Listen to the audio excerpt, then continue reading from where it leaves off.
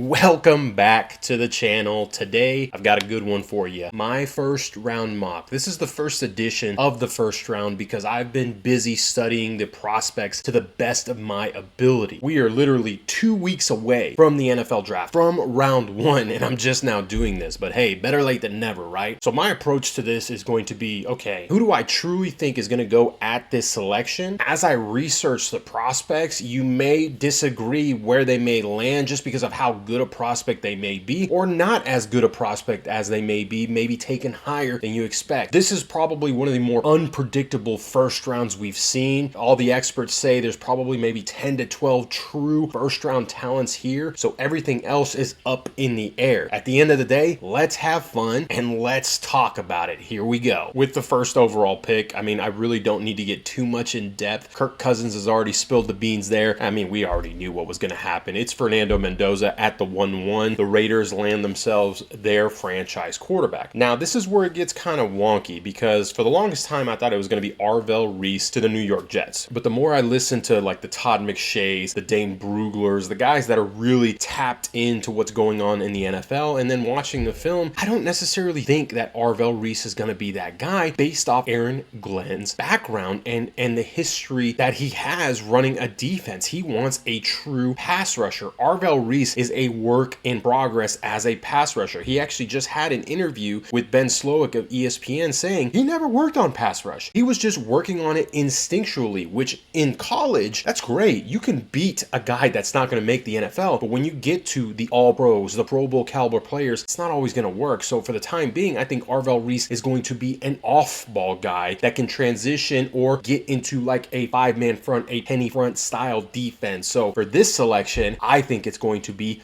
David Bailey out of Texas Tech. I know a lot of people are like, whoa, he doesn't have the bend, he doesn't have the flexion. That's all true. He doesn't have that bend or flexion that maybe some of the other edge rushers have in this class. The thing that he does have is the ability to get to the quarterback. And at the end of the day, that's what teams are looking for. And someone that I believe McShay or Brugler, they compared him to Aiden Hutchinson. The year Aiden Hutchinson was coming out, and that's who Aaron Glenn was familiar with. Similar archetypes. They don't really bend. The question marks are there against the run, but guess what? I think the Lions are pretty happy with having Aiden Hutchinson. Now, another unpredictable pick. Number 3, the Arizona Cardinals. They can go so many different directions. Is there someone willing to trade up for a player that they may want? Does New York or Cleveland try and leapfrog Tennessee to get their guy? I just don't think those teams are willing to give up that kind of draft capital. So I think Arizona stays put at number 3. They could go Jeremiah Love, right? But then you look at, well, they signed Tyler Algier from the Atlanta Falcons. James Conner's coming back. They still have Trey Benson. The running back room is full. That doesn't really necessarily make sense. There is a void at the right tackle position. They have to find an anchor. You want to solidify the trenches. This is kind of a no-brainer. They're going to take the best offensive tackle prospect in this class, and that's Francis Muaga. I think I butchered the name. The offensive tackle out of Miami. Great size. Some people say he's going to be a guard. I think he's a true right tackle, not necessarily a swing tackle. I think Paris Johnson stays on the left. Francis is your anchor on the right, and you've got the building blocks in Arizona to continue to try and get back on the winning side of things. Now, Tennessee, this is where it gets really fun because Robert Saleh, Brian Dable, like all those guys there could go so many different directions. You could go Jeremiah Love, right? Get an upgrade for Cam Ward, get him another weapon in the backfield. This is where I truly think Carnell Tate could come off the board as early as he could. You need a guy that can create separation and some of the best hands in this draft class. So Tate could come there. I think they're going to go a different direction. I think Saleh wants his Fred Warner because they signed a lot of guys this offseason in the defense. I think the defense is going to be a strong point for the Titans here. I really think that Sonny Styles is the pick here. He is so versatile, great against the run, excellent in coverage, just the type of player that Robert Saleh wants. Now we get to the Giants. Lots of needs here, right? New coaching staff. You have your franchise quarterback, or you think Jackson Dart. Again, Jeremiah Love could come off the board. It could be a defensive player. I think the defensive front is one of the better still in the league. Taking Abdul Carter, Kayvon Thibodeau on a contract year, Brian Burns, even though Dexter Lawrence requested a trade, we'll see if what happens, but you've still got a good 4 right there. With Sonny Styles off the board, now linebacker becomes too rich at the number 5 spot. So if you were to go anywhere, you may go Caleb Downs, but then you think about it, Caleb Downs is more of a nickel player in the NFL, converted from safety. Can he play safety? Yeah, sure, but I think the nickel position really suits him in the NFL. Can Mansour Delane come off the board? Can Jermon McCoy come off the board? I think this is where Carnell Tate comes off the board. Pairing him up with Malik Neighbors gives you an elite wide receiver room. Cleveland Browns at number 6. If Tate wasn't taken, I think he's the pick there. I think they still need to upgrade at the wide receiver position, but they also need to do something on the offensive line. They have so many holes, so many different pieces in the offensive line room. The steam has picked up. A lot of Cleveland reporters, Cleveland content creators, guys that study the draft, that cover the Cleveland Browns, have mentioned his name. Monroe Freeland, tackle of the future. I think this is a solid selection here for the Cleveland Browns. And then the Commanders. You look at the roster and what they did. I think they quietly turned around their defense with the additions that they got on that side of the ball. So this is where you got to add offensive talent to help your quarterback coming back from injury. You got to add your blue chip prospect running back Jeremiah Love to the Washington Commanders. I think is a match made in heaven. The New Orleans Saints.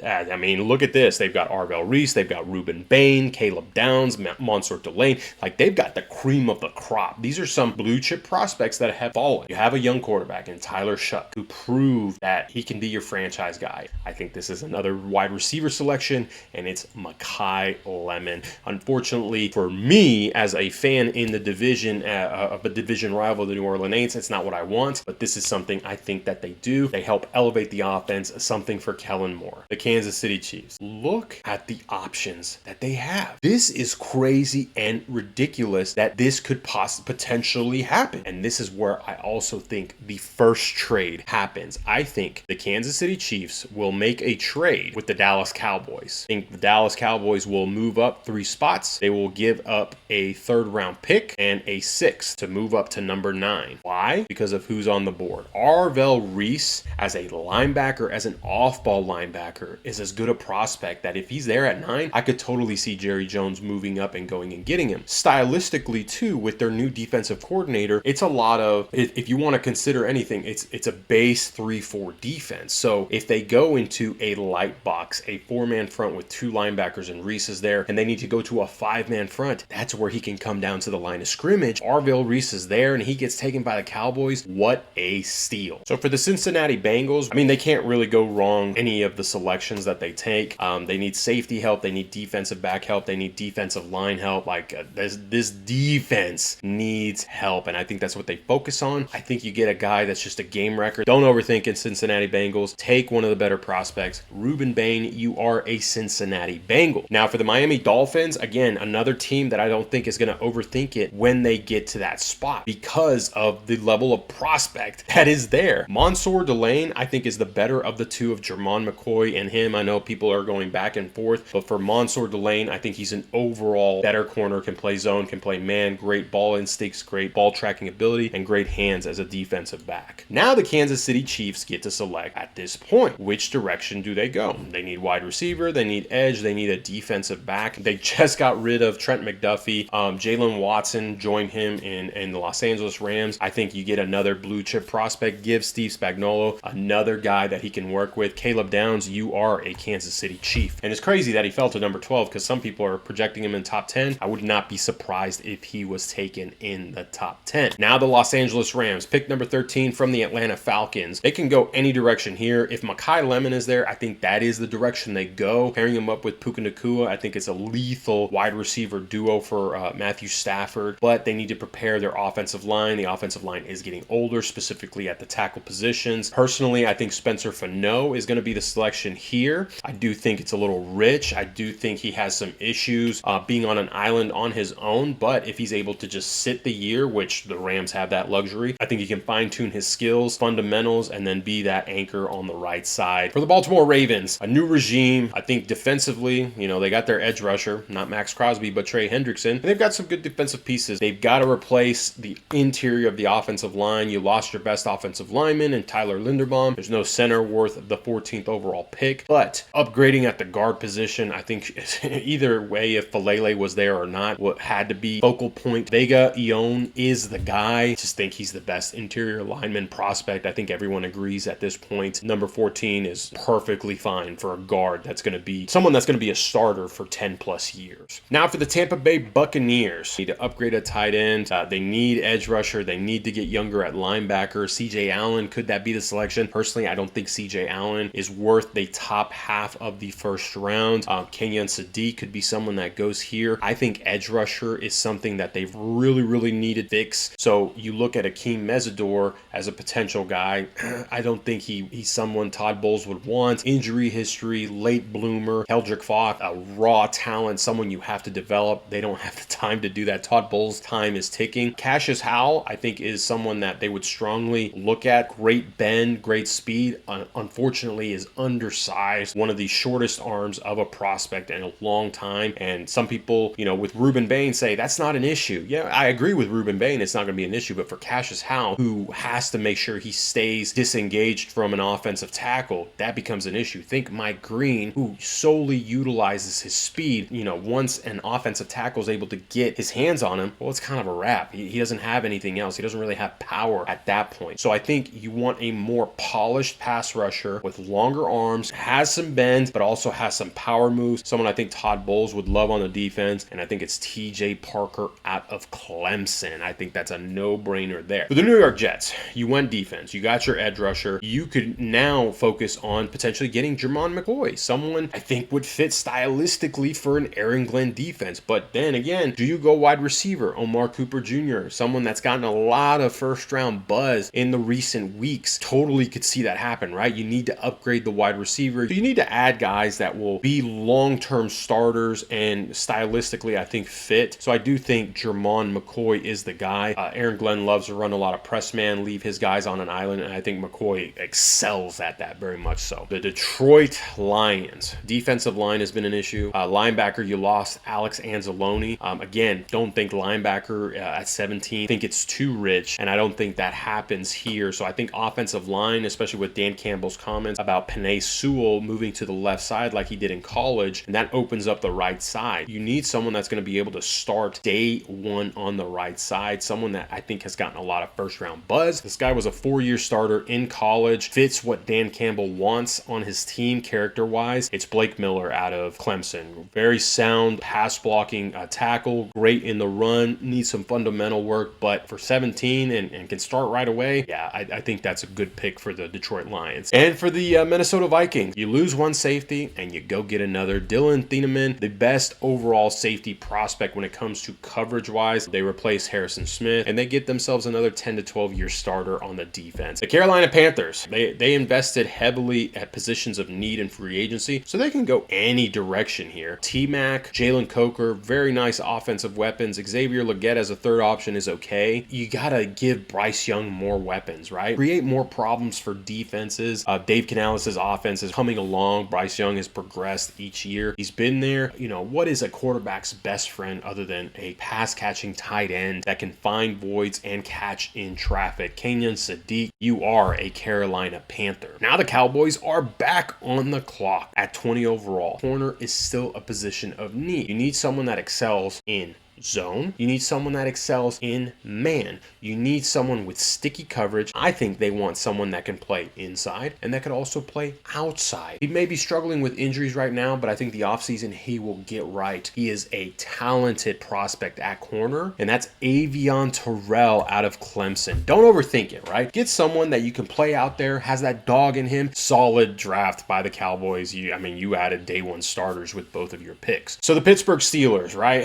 New offensive coach. You need quarterback. You need a long-term solution at running back. You need to fill some voids here. Defensively, you're getting older. Like the clock is ticking for the Pittsburgh Steelers. I do think they need to get someone else at wide receiver. I think this is where Omar Cooper Jr. goes. Really elevated his stock this year. Now for the Los Angeles Chargers. Jordan Tyson is there for the taking. But are they going to do that for Justin Herbert? Probably not. They just hate Justin Herbert. They never actually really get him any help. You lost your defensive coordinator. What is that philosophy going to look like? They need interior defensive linemen, but they also need someone that can play guard and play it well. I think this is where someone like Caden Proctor, I don't know why. Personally, I think he's a guard in the NFL. He just doesn't move like an offensive tackle would need to help elevate any team. So pairing him up next to Rashawn Slater or Joe Alt, it doesn't matter, right? Putting him there as a guard, I think he can play right away. He's a menace. He can move people in the run game. And interior-wise, he's just going to eat up so much room that Justin Herbert will actually have some time to throw the ball. So Caden Proctor, I think,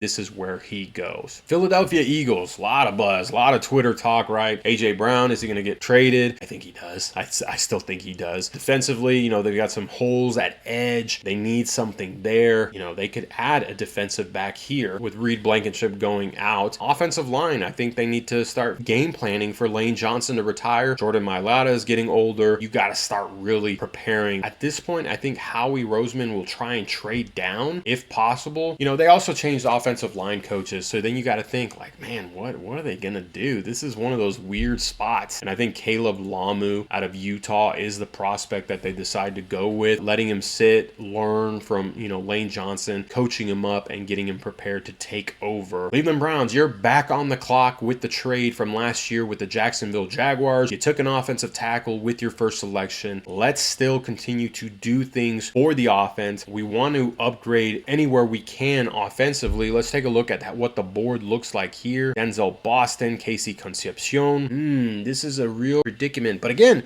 you could go offensive line one more time. Like you could go that route. I think this is where kind of a curveball is thrown when it comes to players. Stylistically and who Todd Monken wants on his offense. I think this is someone that could sneak in there that maybe people aren't expecting, and that's Jeremy Bernard. I think the Cleveland Browns would be willing to do that if they're not able to trade down. Crazy as it sounds, it's just a Cleveland Browns type move. I don't know what to tell you. For the Chicago Bears, I think the offense is pretty much set actually. So defense is where we need to upgrade. You could go defensive line, which they've severely needed to upgrade at that position, but then you lost a safety. I think they go interior. I don't know why he's dropped in so many mocks and boards, but Peter Woods just screams Chicago Bear, just a wrecker. I think he would be phenomenal in a Chicago Bears uniform. The Buffalo Bills traded for DJ Moore, so you said, you know, we're not going wide receiver. You lost David Edwards. What do you do there? You need to upgrade at the linebacker position. Hell, this may be it. I think CJ Allen, not the greatest in coverage, but excellent run defender, and I think that's what they need here. The San Francisco 49ers, Trent Williams, I don't think he's been officially released, but they've said they're going to release him unless they can work out a deal. Edge rusher is a need.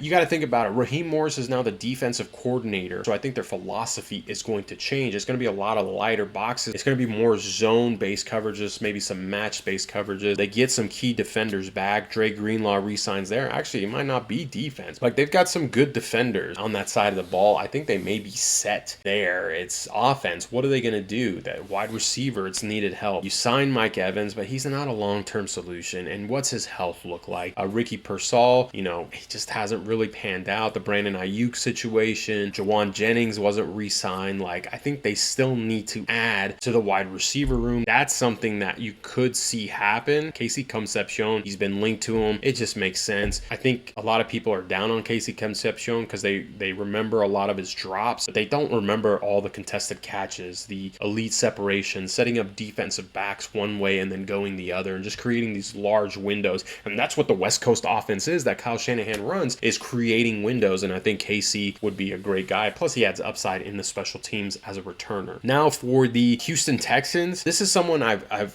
thought Keldrick Flock would be excellent here to be behind Neil Hunter, Will Anderson Jr., a prospect that has first round measurables, can be that guy. But I don't know now, man. It's just the defense is the defense, and it's like something that you don't want to touch. It's you got to upgrade on the offensive side. Someone I think is the second guard that could sneak into the first round, Emmanuel Pregnon. The guy is like Golem or Blastoise from Pokemon. He moves so well for the immense size that he is. He can move anyone out of the way, can climb to the second level, and he's a great pass protector. I think getting him, he's a day one starter. Kansas City Chiefs, you are back on the clock. So you went defense on the first go round. You still need an edge rusher. You still need someone that can make an impact, but he's fallen all the way here. I don't think that. I think they take a chance. I think they take a chance on Jordan Tyson and his health. I think they get him right. I think they got to add another weapon to Patrick Mahomes. He's an excellent talent. The reason he falls is probably because of the injury history. And the Chiefs, man,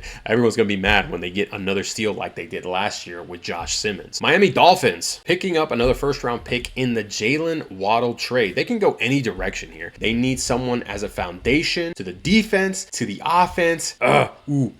What are we going to do here? I think it's the second safety off the board, Emmanuel McNeil Warren. Thumper covers very well. Again, Jeff Hafley is going to build his defense the way he wants it to be. For the New England Patriots, defensively, you lost a lot of starters, a lot of key defenders, right? What was the problem that they had in the Super Bowl? It was protecting their young quarterback. They drafted a left tackle last year. They drafted who was a left guard, right? He's going to play center this year. Jared Wilson will move to his more natural position, but Morgan Moses is not going to be in the NFL much longer. You want to draft someone that can learn under him. We saw Mike Vrabel working with him, coaching him up. He's got a young career, only played 5 years of football, but he's already an excellent talent. Max Yanker, I think is as how you pronounce it. Your future right tackle, a raw talent, but man, his soccer and basketball background helps him so much as an offensive tackle. Now you get to the Seattle Seahawks. You get to do whatever you want, Super Bowl champs. You can replace Kenneth Walker with a running back if you want to. Go get an edge defender. Go get a defensive back. I think defensive back may be the route that they go.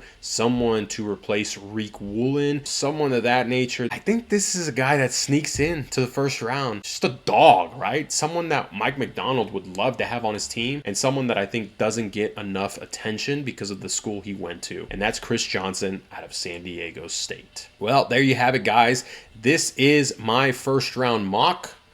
Take a look at it. The screen's kind of big, but take a look at it here. Some names maybe higher. Some names you weren't expecting. Some first round guys that you thought would be there falling out of the first round. It happens every year, right? We see guys that everyone talks up to be in the first round, and then all of a sudden they are getting selected in day 2. Don't be surprised there, guys. It happens every year. Let me know what you guys think. Who did I take too high or too low? Let me know. I'd love to hear your thoughts and your opinions. That's what this thing is all about, is to have fun and discuss, right? We want to have a discussion on the prospects and what we think as a whole. If you guys enjoyed the video, make sure you hit that like and subscribe button as we continue to work our way to the NFL draft. And if you enjoyed the video, make sure to share to a friend. Helps me out. But that does it for this video. I'll see you next time, and I'll see you at the NFL draft.